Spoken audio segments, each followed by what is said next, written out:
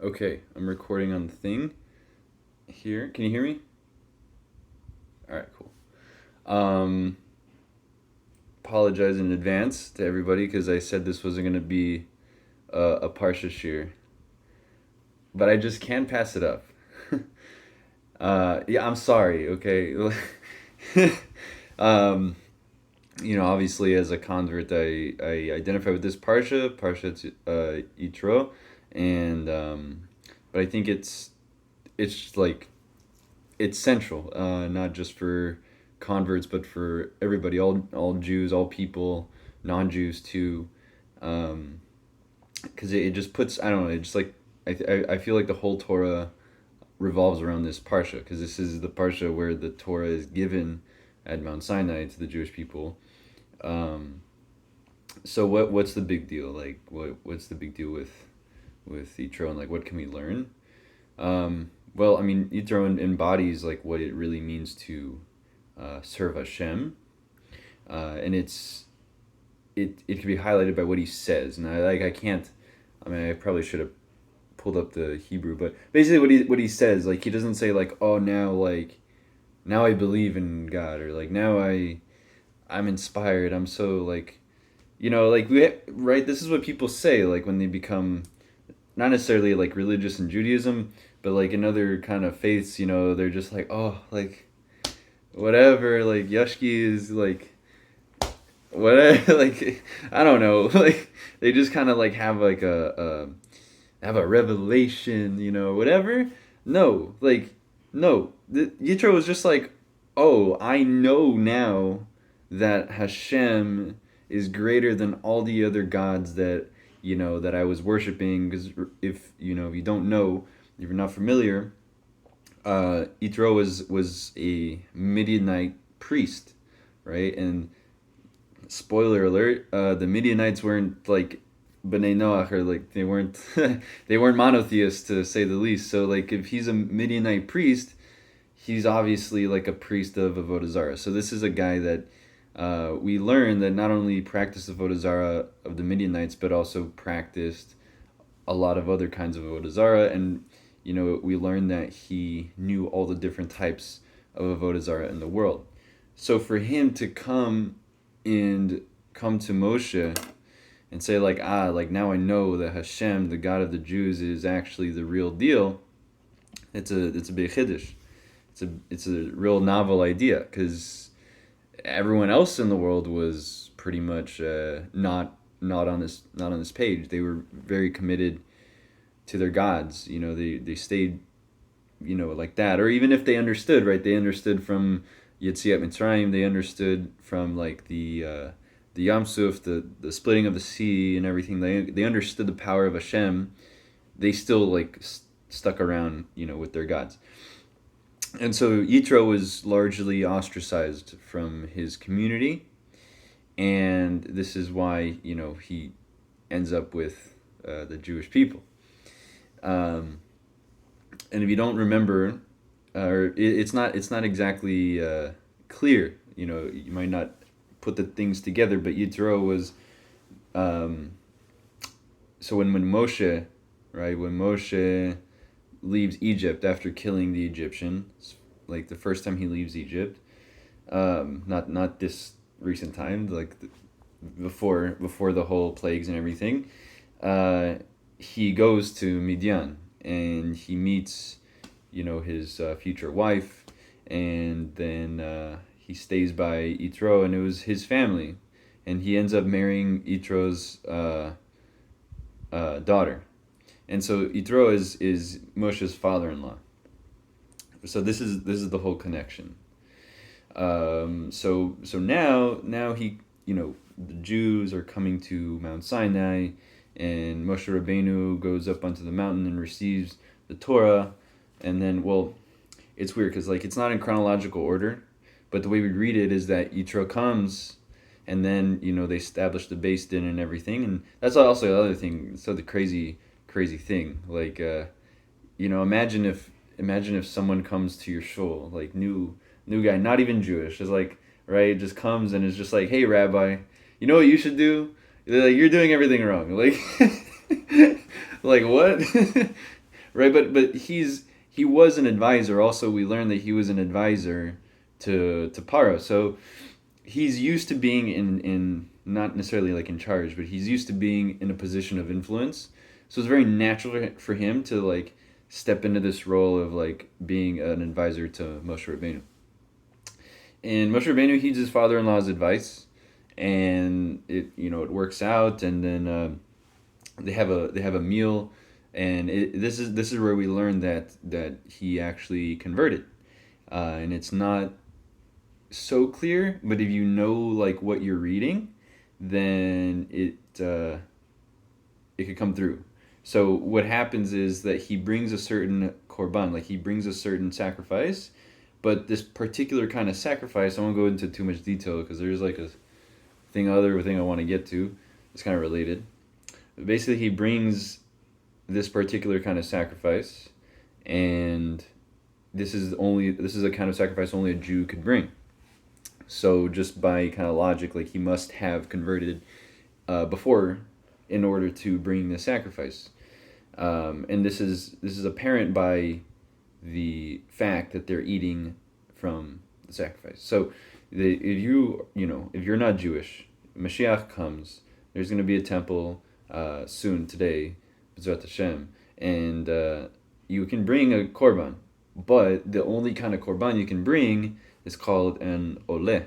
An oleh is a type of offering that is completely consumed by the fire. Like you don't donate any of the parts or the meat to the kohanim or anything. You just like burn it. But like these other kinds of korbanot that you might know about or read about, where the priests get some, the kohanim get some, and the leviim get some, and then some goes to the person who brought the korban. Like a non-Jew cannot do this, so obviously he must have converted. So that's how we learn. And it's kind of a shkacha. I don't know if it's a shkacha prati because this is like all. I mean, it is, but kind of less level because this is kind of planned out by Chazal, like the Haftorahs.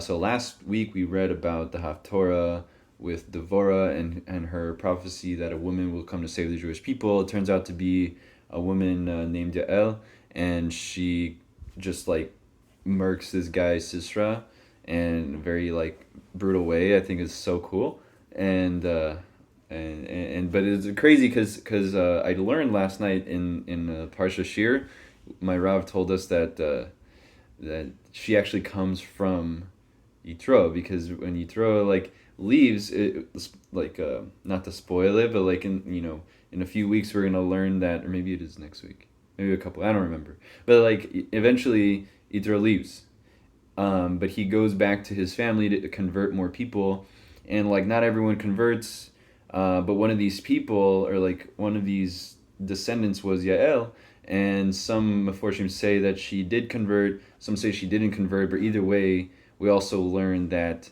Rabbi Kiva and Rabbi Meir from the Gemara also come from Yael. So Yitro really, like, he had huge merits, not only to obviously like have the parsha where Matan Torah happens named after him, like that's just that's enough, but also merited to have Rabbi Kiva, who's like the godfather of the oral Torah, and Rabbi Meir, and Rabbi Meir is, like we learn in the Gemara that he could like close his eyes and like he could see like the whole Torah on his like eyelids or something. I don't know what that means, but that's what it says.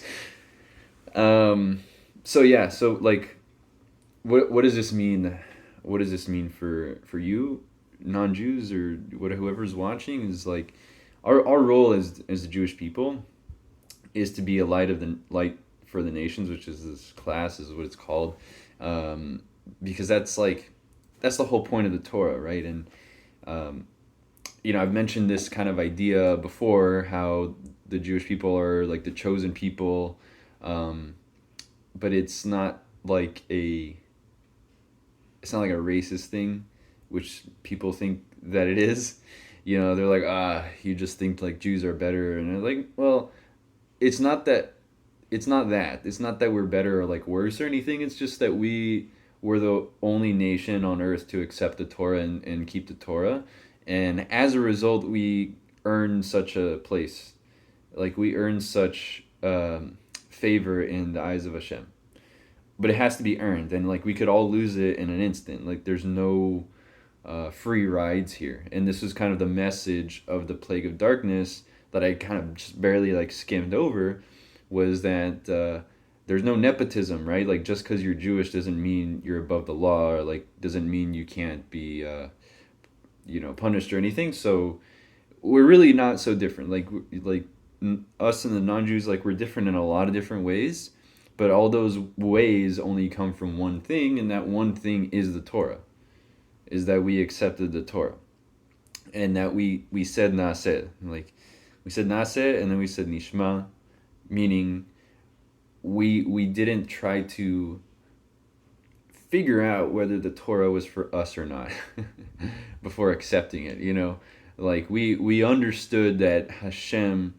That's kind of the beauty of Yitro's like conversion, or like his journey to come to convert, is the way he says it. He didn't say like, oh, now I believe in God. He said, now I know that Hashem is greater than all the other gods of the world. He knew it like in his brain, right? He didn't just like have this like lofty feeling or this like weird spiritual experience, like, oh, I saw yashki in my tortilla. Like I don't know, like whatever they do. He saw with his own eyes, like it was very self-evident, it was as true as the sky is blue. This is kind of like how we should approach Torah, right? Like not, Jews and non-Jews alike. Like we're never gonna understand all the secrets of the world, or like why Hashem does things or his ways. And even Moshe Rabbeinu wasn't able, not that he wasn't smart enough, he just wasn't able to understand this, because it's like physically impossible for a human being to understand it. It's not that like, oh, if we had some certain level of wisdom or intellect, then we could understand it. No, it's just like physically impossible to understand certain things. So it, like saying this, or like relating to the Torah with an intellectual way, is not in any way to suggest that you need to know everything or you need to understand like all of God's ways. But it is to say that just like blind faith is not acceptable. Like it's not even praiseworthy. It's not even like, for sure we need to just do what Hashem says because he says it, but it's not that, right? We also have like a very intimate understanding of why Hashem's word matters, right? It's like it's as real to us as our parents are our parents, and when they tell us something, we also have to respect them, and in a similar way, like how just the same way how that is obvious, like why you should respect your parents because they're real, like, and they're there and they care about you. In the very same way, like we listen to Hashem, and that's why when it's like Hashem says XYZ, we just say Naseh, like we'll do it, and then we'll understand it, and then we'll try to figure it out. But the I guess catch-22 is, if you approach this, like even by a non-Jew, by a Noachide who's just trying to keep the Noachide laws, if you approach this in the way of like, like I'll figure out whether I want to do this mitzvah or not, or like I'll figure out whether this is for me or not, and then I'll decide, you're never gonna nishma, like you're never gonna understand it. Like you have to just do it, and then by doing it, the actual doing it is like the coming to the understanding. So it will never work if you just try to like learn about Torah in a academic way, or you just kind of like read it as like an academic work or like a book or like a narrative or anything. You have to like do the thing, and like by a Noachide, obviously this means like keep the Sheva mitzvot b'nei Noach, which is, like I will keep repeating this again and again. It's very meritorious and very praiseworthy because literally no one else is doing this in your world, right? Like very, very few people are doing this in your world, so it's especially hard, it's especially difficult. Like you don't have this insular community of people who are supporting you, um, probably like most people are not supporting you, or they may think you're like weird. Because it's one thing to say like, oh well, I don't do this because I'm Jewish, or like I don't eat this because I'm Jewish, but to to say like, well, I'm not gonna go to this function because it's kind of like a vodazara function, like then they're gonna be like, what, like, so you're this, you're that, like what do you, right? But yeah, that's just kind of like a particular situation. But anyway, so I wanted to get to a mimer. This was all just kind of preface to a mimer, and this is a long one, so there's gonna be like multi parts. But I wanted to at least like start it now because I was learning this with one of my rabbis here last week on Shabbos, and I thought it was just like really solid, and it does two things for us. I think primarily it teaches us why what does it mean to be a Jew, right? What does it mean to be a Jew? What does it mean to Nase, right? Nase v'nishma. What does that really mean? But it also teaches us how the Jewish people are special and how they're different and distinct and why they should be different and distinct from the rest of the world, and why that's not a bad thing, right? Like that, why this is a beautiful thing for the whole world, and why if the nations of the world only understood this, they would be fighting tooth and nail to protect the Jewish people and protect like and to bring Mashiach, and like if they only understood the gravity of their power, like really, like non-Jews have so much power, and unfortunately like most of our world today just kind of like wastes it, and but that's again like what's so beautiful about being a Noahide in 2024 is that you really like are bringing Mashiach, like you're really doing the thing, just as much as we are, right? And just if I don't know if there's any like business majors watching, like psychology majors, management people, like behavior people, but we know like every individual has their strengths and their weaknesses, and when you have a team, when you have an organization, the best thing to do is not to just say like, oh, we're gonna treat everyone the same. Like you like philosophically, yeah, you should treat everyone like equally, but in reality, everyone has different needs and different strengths and weaknesses, and you really can't treat them all the same, right? Like you have to like in practice teach to them or like work with them. You can't just use this like cookie cutter formula, right? And so too in the world, when Hashem's creating the world, he's saying everything has like its different purpose, right? Like the dirt under your feet doesn't have the same purpose as like the dog running across the street or something, or like you don't have the same purpose as like your rabbi, and just the same, like a non-Jew doesn't have the same purpose as a Jew. Like it's just kind of a matter of fact thing, and not only is it not a bad thing, it's a really good thing. Like it's what makes the world like a place to be, and the best place to be, right? Like we're not trying to Judaism is not about just getting to heaven or just like ascending out of this world. It's about rectifying this world. This is the whole purpose of creation, is to rectify. Sounds kind of lofty, but the sin of Adam and Eve, and it's not like this irreparable sin. It's like an opportunity to be a co-creator for Hashem. So without further introduction, I'm gonna share the screen and we'll just start reading it. I don't know, like I have like 20 more minutes in the thingamabobber, so do that, guy. Can you see it? Yes. All right, perfect. So this is called, if y'all want to look it up or read ahead or whatever, it's called the mimer called "I Will Choose the King."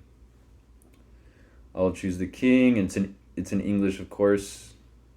So okay, let's just go. It says, on the 11th day, the prince of the tribe of Asher, his offering was dot dot dot. And this pasuk like goes on to describe what the offering was. It's not important right now. And so the midrash the Midrash states about this verse. All the tribes were given names that reflect the redemption of Israel and her praise. Asher was named for the sake of the redemption of Israel, as it is written, and all the nations shall praise you. Praise you. I think it's like Ashru or Asru. I don't know because it doesn't have the nekudot anyway.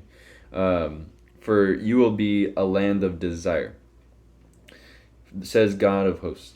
And Asher was named for Israel's praises, as it is written, fortunate Asher is the nation whose lot is this. Fortunate is the nation whose God is the Lord. And that, I mean, that could be like, this is obviously talking about the Jewish people, but it really could be anyone. Like when you dedicate yourself to Hashem, even as a Noachide, if you're like, right, if you dedicate yourself to Hashem, that makes you like fortunate. You're included in this thing. And the Rebbe will continue to explain it. Israel's good fortune is solely that she chose the Holy One, blessed be He, to be her God, and that God chose her to be His cherished nation. Now, this is very, very important, guys. And like all the non-Jews watching, like, get this in your head. This is so important. Like, the only reason Hashem chose the Jewish people, yeah, it's because he did make a promise to Abraham Avinu. That is true. Like, he did make a promise to Abraham, and because Hashem is not a man, not a human being, doesn't take physical form, and is not limited by physicality, he doesn't break his promises. Like, he would never make a promise he can't break, because only human beings will break a promise, right? So he for sure has to fulfill this. But at the end of the day, this relationship can only be healthy and functional if it works both ways, and it starts with us. Like, there is a kind of a kabbalistic kind of idea. I'm like, whatever. I don't know if it's like for Noahides, but whatever. Like, there's this idea of an arousal from below that triggers an arousal from above, and it has to go through that way. And you might, this kind of begs the question, and if you're paying attention, you might ask yourself, like, well, can't Hashem just, like, Hashem can do anything he wants. Why doesn't he just, like, do the thing, and then I'll once he shows me a sign, then I'll become no, dude. Why? Like, obviously that's not gonna work. That's not gonna work. That's just like a free, like I think I might have mentioned in a shir before, like, there's no golden ticket. Like, this is not Willy Wonka. You know what I mean? And just like if you're, again, like, to use an organizational psychological example, like if you're an employee and let's say you want to become a manager and you want to work your way up in the company and, like, get a promotion, the boss, like, you're the owner or the boss, like, wants to promote people, right? The administrators of the organization, the owners, the managers, their job, when they have more help, when they have more managers, more people in positions of authority, like, their job becomes easier. So this is kind of where the analogy breaks down, but but they have an interest in promoting you, right? But they're not going to promote you if you don't put in the work, or, like, if you don't show initiative, right? And it's not because they're mean, right? It's not because they hate you or whatever. It's just like, look, man, if you're not interested, if you just want to clock in, clock out, and leave us in the back seat, that's fine. But then we're gonna, like, pay you accordingly, and that's where the difference is. The difference is, and this is kind of a midrash, that Hashem went to the rest of the nations and offered the Torah, and the Jewish people were the only ones to actually accept the Torah. And if you're a non-Jew watching this, you're like, well, that's not fair. Hashem never asked me. And my response is, well, he's asking you right now. Like, if you're watching this is your sign. Like, because everyone has an opportunity to convert if that's what you want. But again, like, that's not required of you, right? So there's nothing to talk about. Like, there's no, what's the problem? I don't know. I can continue reading.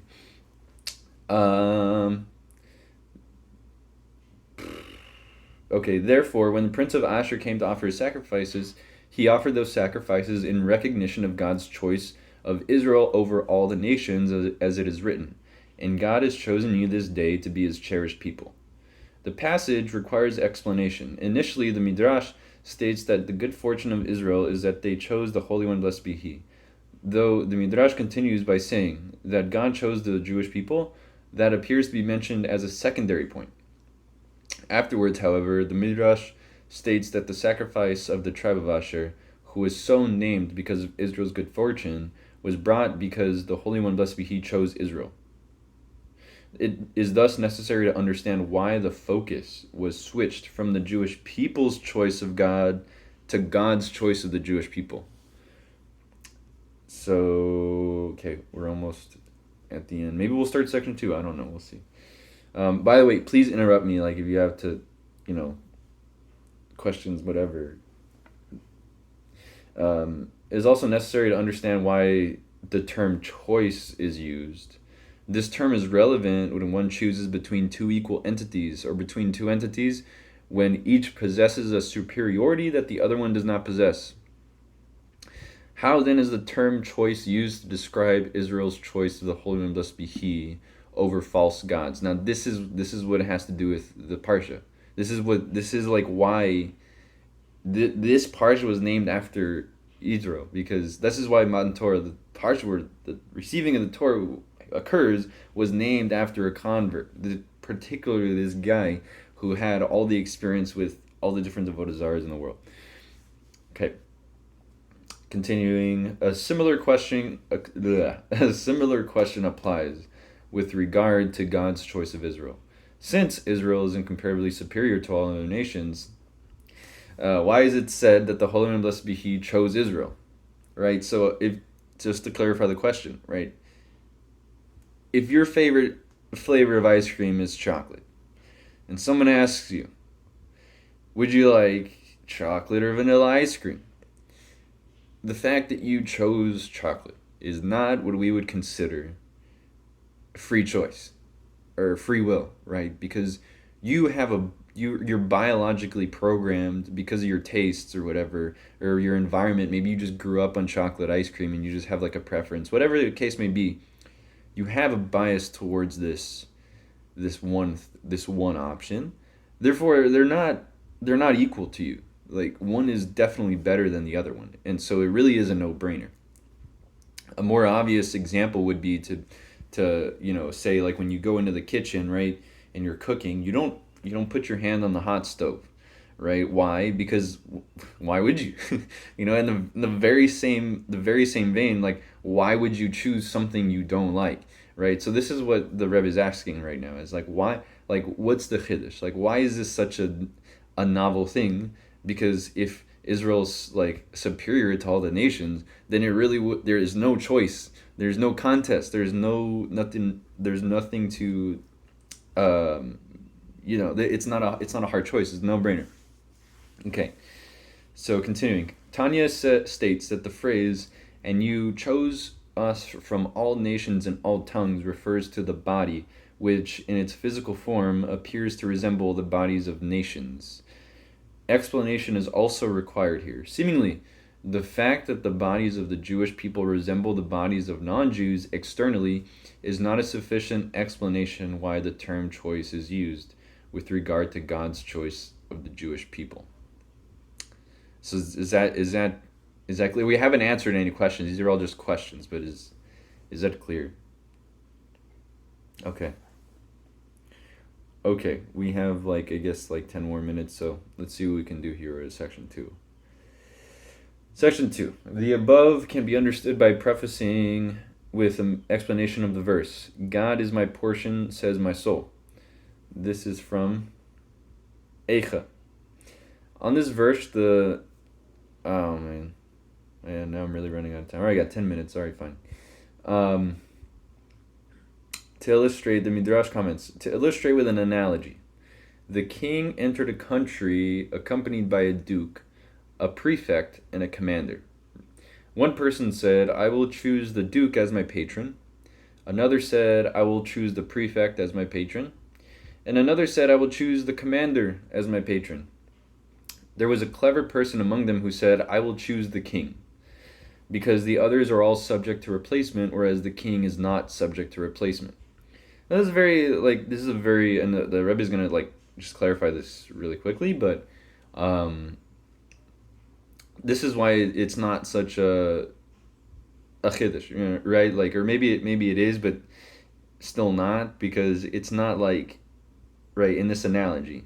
What's the analogy? So the king comes into a country, but he has his like advisors. He has the duke and the commander and the prefect. Well, obviously, obviously these three other officers don't have the same status as the king. So if you wanted to get anything done, are you gonna buddy up with the duke, or are you gonna buddy up? No, you're gonna make friends with the king.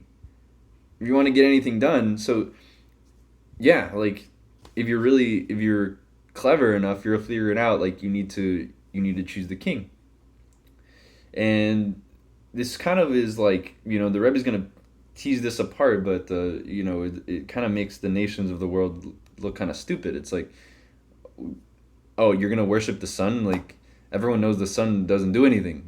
Like everyone knows the sun is like an inanimate object in the sky. Okay, that's basically what it's saying. So that's not the end of the story. Just like, hold on. All right, continuing. In the analog, there are Gentile nations who serve the sun and others who serve the moon. Israel, by contrast, serves only the Holy One, blessed be He. This is the intent of the verse. God is my portion, says my soul. There are well-known explanations regarding the details of the Midrash. For, on the surface, its intent requires explanation. Everyone, even one who is not clever, even a very young child, knows that the king is greater than the duke or the officers. Why then would cleverness be required to choose the king? Also, the rationale given for choosing the king requires explanation. Even if the position of the duke and the other officers would be permanent, and they would not be subject to replacement, it is obvious that the king is greater than they. This is certainly true according to the well-known explanation of the verse. Which verse? From Shmuel. Says, from his shoulders up he was taller than all the people. Implied is that the king's shoulders, i.e. his emotions, that are drawn down from the intellect in his head to the lower levels, are higher than the heads or the intellect of the people at large. There's, if you know a little bit of Kabbalah, there's like some subtext here, but whatever. If you know, you know. This includes the nations of the most elevated officers. The nation's most elevated officers. Why then would it be necessary to state the rationale that all the officers are subject to replacement? Seemingly, the king should be chosen in any case because of his superior qualities. Let's just go on to section 3 because we're kind of run a thing. How long is this part? Longer. I have 6 minutes. Says, on the surface, the above can be explained on the well-known concept. That in early generations, the people who worshipped the stars and constellations did not think that the stars could generate influence independently. They knew that the influence conveyed to the earth through the stars and the constellations, as implied by the verse from Devarim, with the goodness of the sun's crops and the goodness of the moon's yield, is not brought forth by them independently. Instead, it is the Holy One, blessed be He, who conveys influence through them. Where they erred, however, was in thinking that the influence which God conveys through the stars and constellations is transmitted by their choice. Let's read that again. Where they erred, however, it was in thinking that the influence which God conveys through the stars and the constellations is transmitted by their choice. So, even though they were like, you could say Malachim, even Malachim is generous to call them like angels or messengers or emissaries. It's generous because we learn like Malachim don't have, like angels, what we call angels, don't have any choice, not even the choice that is being described right now. because what the nations thought in the past, or I guess still do in different form, they think like, well, of course, like these constellations, the stars, the sun, the moon, of course they're created by God.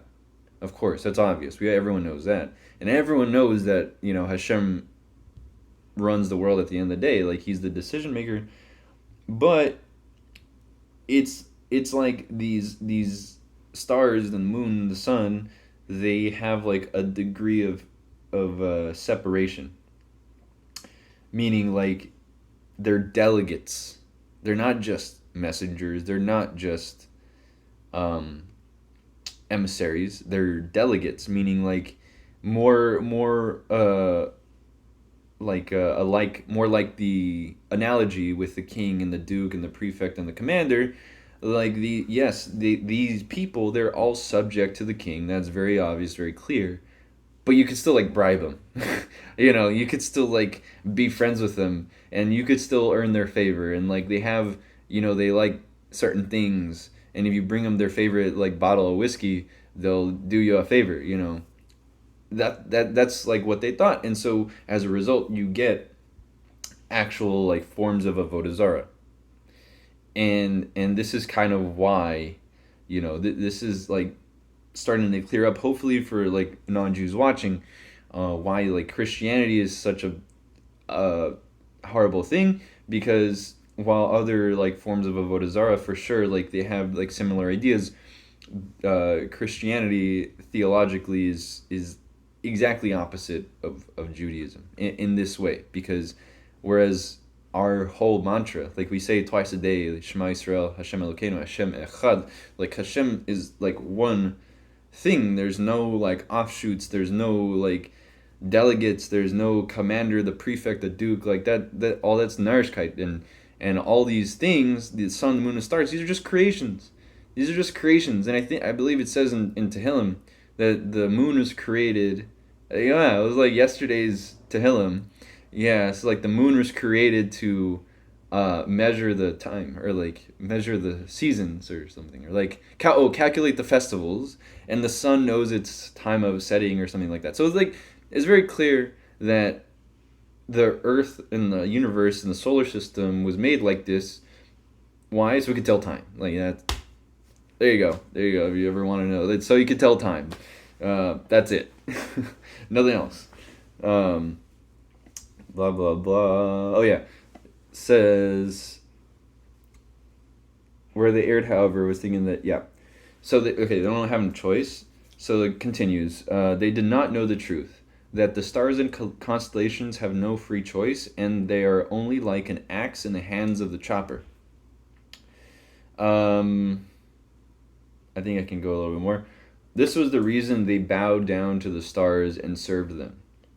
According to their mistaken conception, the influence drawn down through the stars and the constellations was dependent on the free choice of those celestial bodies.